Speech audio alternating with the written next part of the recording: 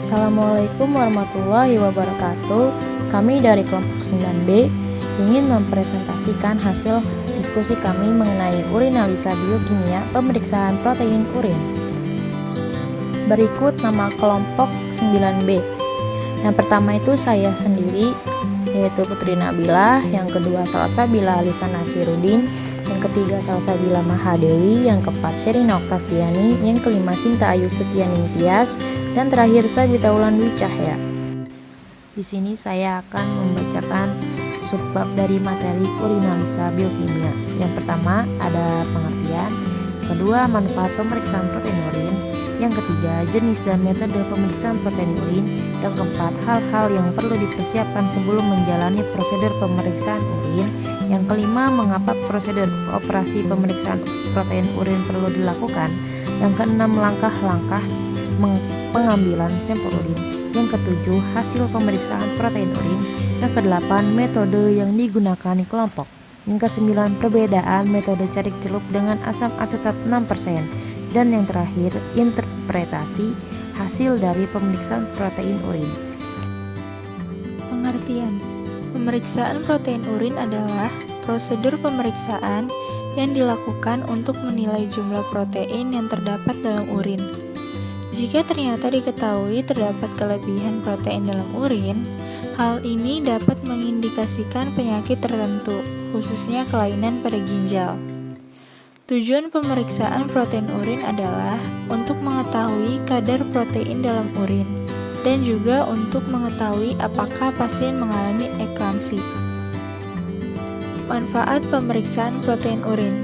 Manfaat pemeriksaan protein urin ada 5, yaitu 1. Memeriksa kandungan protein. 2. Memeriksa kadar keton. 3. Memeriksa infeksi saluran kemih. 4. Menentukan apakah terdapat gangguan pada ginjal yang ditandai oleh terbuangnya protein dalam urin. Dan kelima, pemeriksaan urin juga biasanya dilakukan pada ibu hamil untuk mendeteksi apakah terdapat protein pada urin yang merupakan salah satu tanda preeklamsia.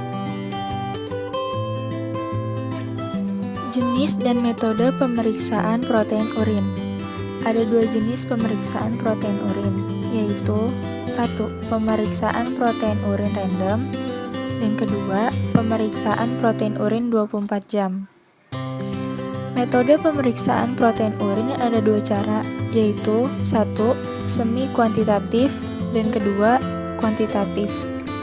Semi metode kuantitatif ada 3 metode, yaitu 1. Pemeriksaan protein urin dengan metode sulfosalisil 20%. Kedua, pemeriksaan protein urin metode asam asetat 6%. Dan yang ketiga, pemeriksaan protein urin dengan carik celup. Metode kuantitatif ada 3 metode, yaitu 1. Metode Esbach, 2. Metode Esbach modifikasi Sucia, dan yang ketiga metode Ewitz. Hal-hal yang perlu dipersiapkan sebelum menjalani prosedur pemeriksaan urin. 1. Memberitahu dokter mengenai setiap obat yang sedang dikonsumsi. Berikut ini adalah obat-obatan yang bisa memengaruhi kadar protein dalam urin, yaitu obat antibiotik, termasuk golongan aminoglikosida, cefalosporin, dan penisilin.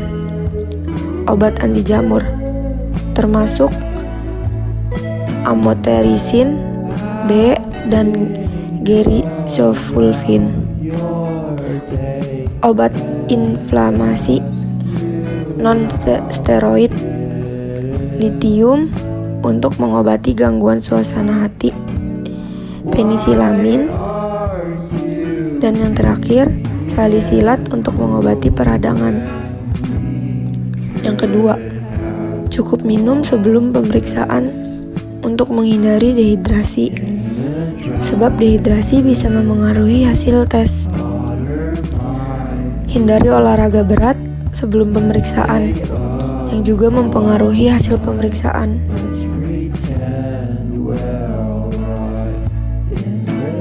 Mengapa prosedur operasi pemeriksaan urin perlu dilakukan? Karena pemeriksaan protein urin direkomendasikan oleh dokter. Jika jika ada pasien dicurigai adanya gangguan pada ginjal, pemeriksaan ini juga diperlukan untuk 1. Melihat respon ginjal terhadap pengobatan tertentu. 2. Mengatasi gejala infeksi saluran kemih. Dan yang ketiga, tes analisis urin rutin. Langkah-langkah pengambilan sampel urin. Yang pertama, cuci tangan Anda sampai bersih.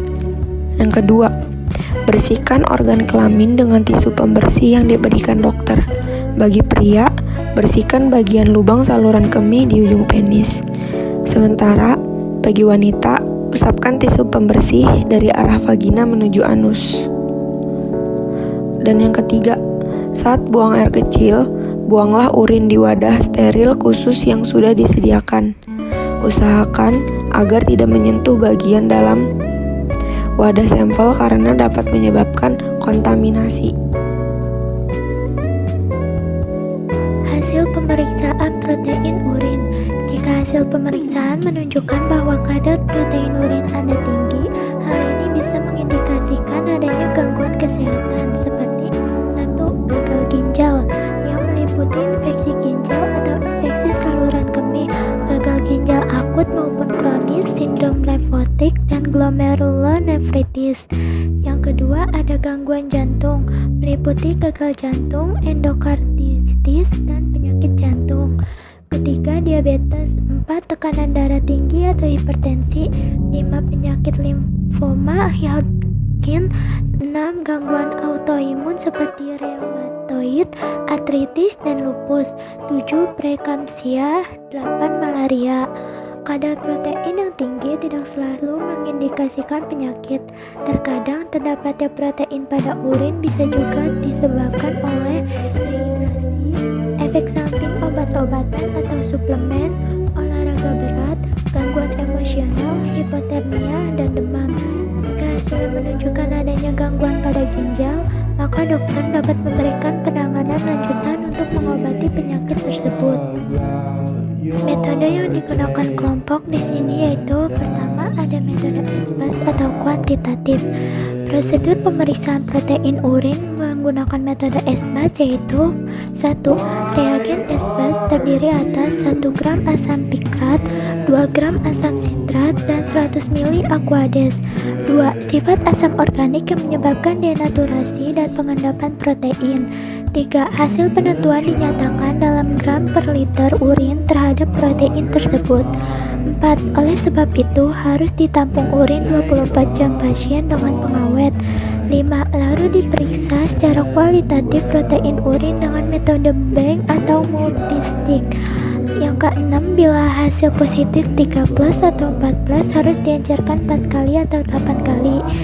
Kemudian dicek pH pada urin. Bila alkali atau netral bisa diasamkan dengan 1-4 tetes asam asetat glasial. Metode asam asetat 6%, semi kuantitatif. Prosedur pemeriksaan protein urin metode asam asetat 6%, yaitu 1. Masukkan sampel urin ke dalam beker gelas. 2. Masukkan urin ke dalam tabung reaksi sebanyak 2/3 tabung. 3. Peganglah tabung reaksi pada bagian bawah menggunakan penjepit tabung. 4. Panaskan urin pada lapisan atas sampai mendidih selama 30 detik. 5. Baca kekeruhan lapisan atas dan bandingkan dengan lapisan bawah yang tidak dipanasi. 6. Baca kekeruhannya. Jika terjadi kekeruhan, tambahkan 3-5 tetes asam asetat 6%. Lalu baca kembali hasilnya lagi. 7. Interpretasi hasil pemeriksaan protein urin secara semi kuantitatif. Perbedaan metode carik celup dengan asam asetat 6%. Metode pemeriksaan carik celup merupakan metode yang menggunakan reagen kering dry reagent. Dalam penyimpanannya harus dalam keadaan tertutup rapat karena bersifat higrokopis. Harga dari carik celup ini lebih mahal dan tidak ekonomis, tetapi memiliki kelebihan yaitu dalam melakukan pemeriksaannya tidak memerlukan waktu yang cukup lama. Sedangkan metode pemeriksaan asam asetat 6% dan metode asam sulfosilat 20%. Kedua metode ini memiliki prinsip pemeriksaan yang sama, yaitu protein akan mengumpal apabila dipanaskan dalam suasana asam. Namun, dalam pemeriksaan berbeda prosedur. Untuk pemeriksaan asam asetat 6% hanya menggunakan 1 buah tabung reaksi saja. Sedangkan pemeriksaan asam sulfosasilat 20% menggunakan 2 buah tabung reaksi. Metode ini memiliki beberapa kelebihan, antara lain adalah harga lebih murah. Dalam pembuatan reagen dapat disesuaikan dengan jumlah pasien sehingga lebih ekonomis dan mudah diperbarui dalam pembuatan reagen tersebut. Sedangkan kekurangannya adalah memerlukan waktu yang lebih lama dari melakukan pemeriksaan. Interpretasi hasil dari pemeriksaan protein urin. Yang pertama, minus yaitu tidak terjadi kekeruhan. Yang kedua, +1, kekeruhan ringan tanpa butir-butir, mengandung kadar protein 0,01% sampai 0,05%. Yang ketiga, +2, kekeruhan berbutir-butir yang mengandung kadar protein 0,05% sampai 0,2%. Yang keempat, +3, kekeruhan berkeping-keping mengandung kadar protein 0,2% hingga 0,5%. Yang terakhir, +4, kekeruhan berkeping besar dan bergumpal mengandung kadar protein lebih dari 0,5%. Tabung hingga 2/3 penuh.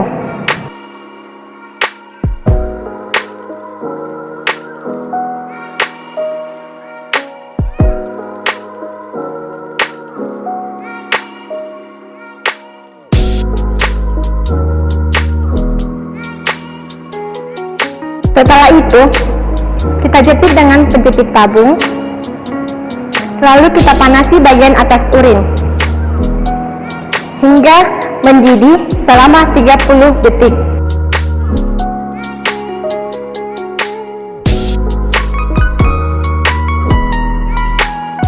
Setelah itu, kita perhatikan terjadinya kekeruhan di lapisan atas urin dengan cara membandingkan jernihnya bagian bawah yang tidak dipanasi.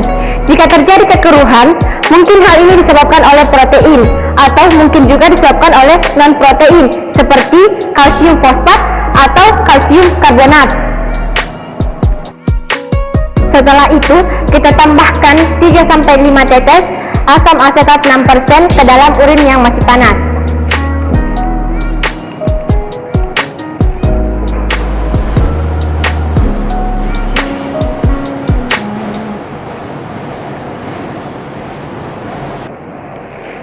Lalu kita homogenkan.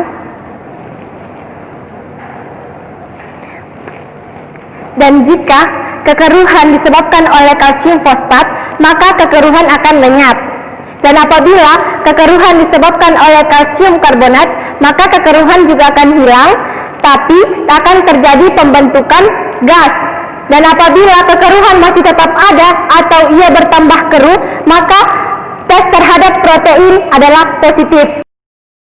Setelah itu, panasilah lapisan atas urin hingga mendidih.